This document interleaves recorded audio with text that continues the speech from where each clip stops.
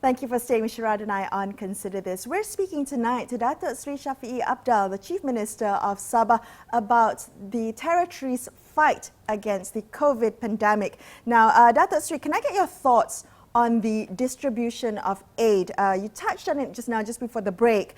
Has there been challenges in the distribution of aid that is specific to Sabah? Because the stimulus package was designed with the assumption of access, the assumption of infrastructure. Has Sabah faced challenges in distributing aid? You're talking about stimulus package done by the state government or federal government. I must say that federal government, well, I have to really know the stimulus package, which particular portion, for example, like the food, items, it goes to which particular outfit that they have used to disseminate food. While at the state level, we have our own outfits. For example, like I've designed where it is involved not only the police, the regular people, at the same time, we have this special unit. We call it UPPM, Unit Pimpinan Masyarakat. There are about 3,000 of them. And basket of goods, food items, rice, all sorts of things, the normal kind of requirement. And we have reached more than 340,000 households in the state. And that was done by our stimulus, the COVID package done by the state government. But federal, I'm not so sure. And this is the sort of questions that we need to know, because we don't want to have duplications, you see, where, because if it is based on EKC, list the recipient, of course, we are using that too.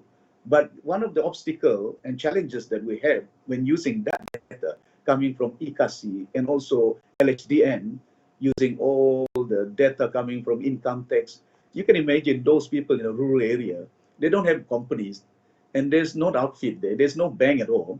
So how do you know that these people are, hardcore poor or poor? We are here to save humans' life, Malaysians. And we are here to help them, to ensure that they have access supply to ample food security there. Otherwise, we ask them to lock down, stay at home most of the time. If we don't allow them to go and buy food items, how can they survive? They must have access to food as well, not only medication.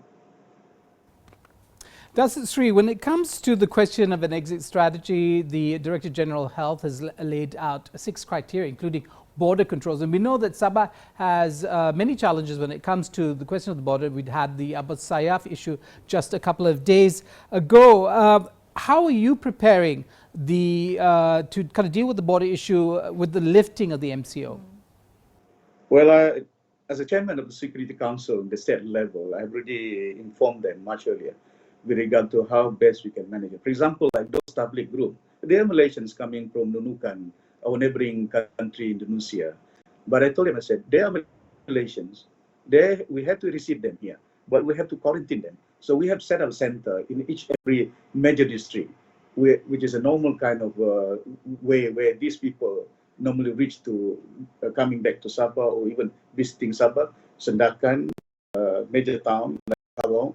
That is where the area normally our Indonesian counterpart, Philippine counterpart, the entry point. So I already asked them beef up to ensure that give priority is very important. Sabahan, we will allow them, but they must be quarantined.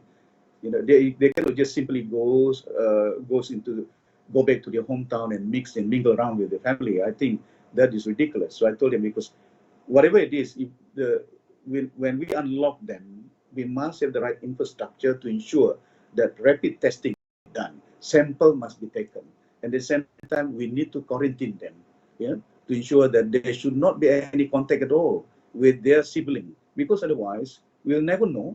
They might be, infected by it, and they can spread out, and they can have contact with people we don't even know, and that is very dangerous for us. So this is some of the moves.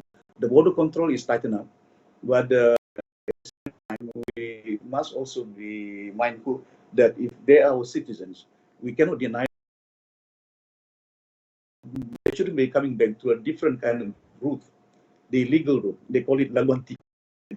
So otherwise, if we just we don't micromanage that, they might reach from, for example, like if they're from Sibatik, Kalimantan, they might pass through town of Tanam, Pensiangan, Sipitang, and we'll never know who did they meet. So this is quite difficult. So that's why we have to really micromanage it, where we allow them how many numbers coming in, we stagger it to ensure that we have ample facilities or infrastructure to cater and to house them, quarantine, and for treatment as well.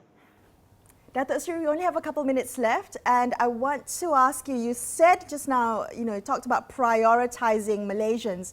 What about the stateless population? This is a very vulnerable group. Will they have access to healthcare? You talked about testing. Will they have access to that? And will they have access to the education and information that's needed to fight this pandemic?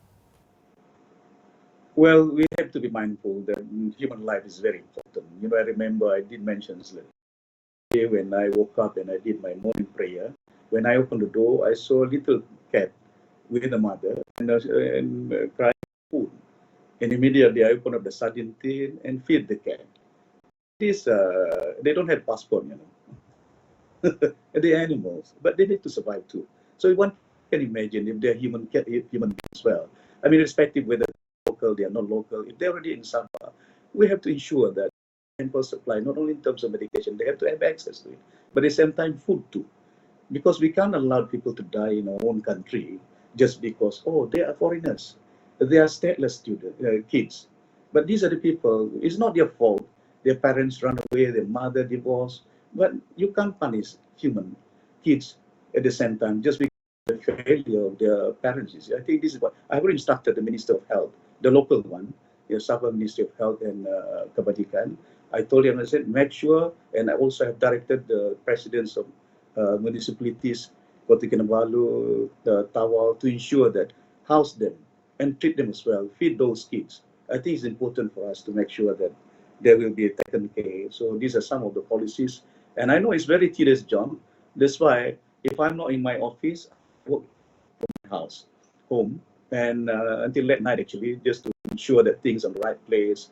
And the chairman of our director of what they call operation room is chaired by the state secretary. So they normally communicate with me, even in the late night as well, to ensure that they have the right directions.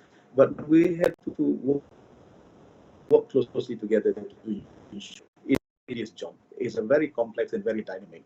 We don't want at the end of the day, there's a new kind of contact, new kind of virus here. It's different. It's no longer the public group. So these are the new things that we have to devise. What is the right prescription? What is the right policy for us to ensure that we can contain that? Thank you so much for speaking with us. Unfortunately, that's all the time we have to speak to you tonight. But thank you for sharing your insights with us. Appreciate your time, Datuk Seri. I'm Melisa, Idris, with me, Sharaad, Kuttan. We're signing off for this episode of Consider This, but we will be back same time tomorrow for another one. So make sure you catch us then. Thank you so much for watching and good night.